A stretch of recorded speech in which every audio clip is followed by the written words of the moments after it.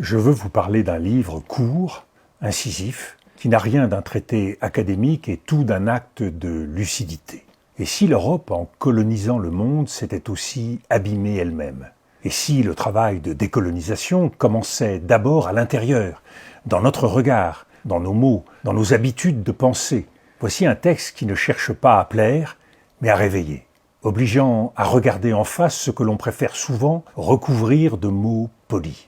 C'est le discours sur le colonialisme d'Aimé Césaire, publié en 1950. Aimé Césaire écrit après la guerre dans un moment où l'Europe aime se raconter une histoire rassurante, une Europe qui se veut le berceau des droits, de la raison, de l'universel.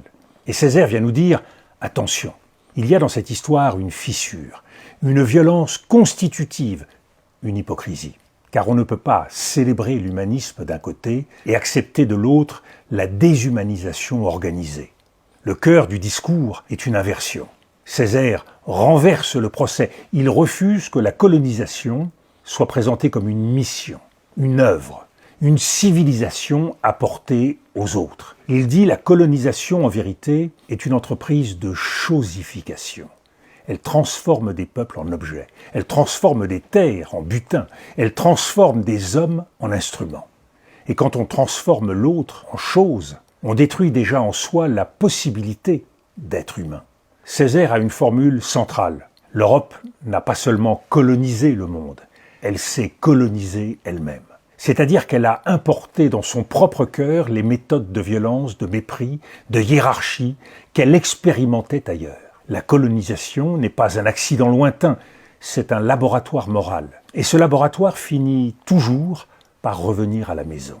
C'est ici que Césaire touche à quelque chose de plus large que l'histoire coloniale. Il parle du mécanisme de l'inhumain.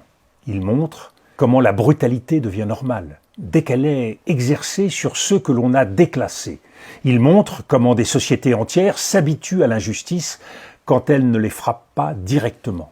Il montre comment l'exclusion fabrique de la violence. Et il y a dans ce texte une idée qui brûle encore. Le lien entre colonisation et barbarie européenne du XXe siècle. Césaire ne dit pas que tout se vaut, il dit quelque chose de plus précis.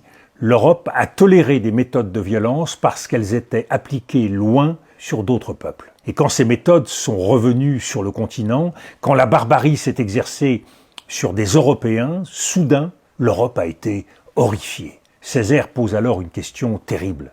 Pourquoi l'horreur n'a-t-elle pas commencé plus tôt? Pourquoi l'indignation n'a-t-elle pas été universelle? Parce que la hiérarchie des vies était déjà là. Le discours sur le colonialisme n'est donc pas seulement une dénonciation, c'est une éthique. Il y a une première leçon. Une civilisation se juge à la manière dont elle traite ceux qu'elle pourrait écraser. La puissance n'est pas un droit. Et le progrès n'est pas une excuse. Dès qu'une société se donne le droit de chosifier quelqu'un, elle prépare sa propre chute morale. Deuxième leçon, la langue est un champ de bataille. Césaire s'attaque aux mots qui anesthésient. Mission civilisatrice, mise en ordre, protection. Il montre comment le langage peut servir à rendre acceptable l'inacceptable. Et il nous rappelle une discipline. Nommer juste, parce que mal nommer, c'est permettre à l'inacceptable de s'accomplir. Troisième leçon, l'universel n'est pas un masque. Il n'y a pas d'universel à géométrie variable. Il n'y a pas d'humanisme qui s'arrête à la couleur de peau ou à la frontière. Si l'on accepte que certains soient moins humains, on détruit l'idée même d'humanité. Et il y a une quatrième leçon.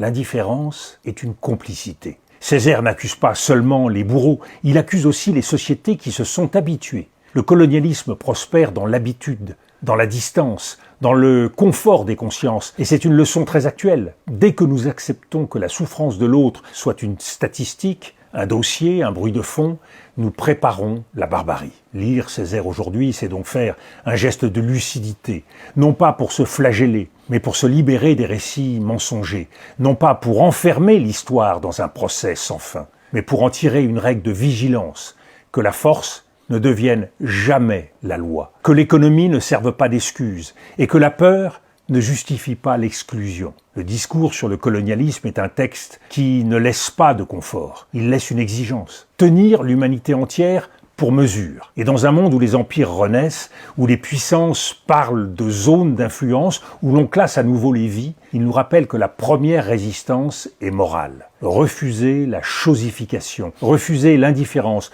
refuser l'inhumain, même lorsqu'il se présente sous les habits du progrès.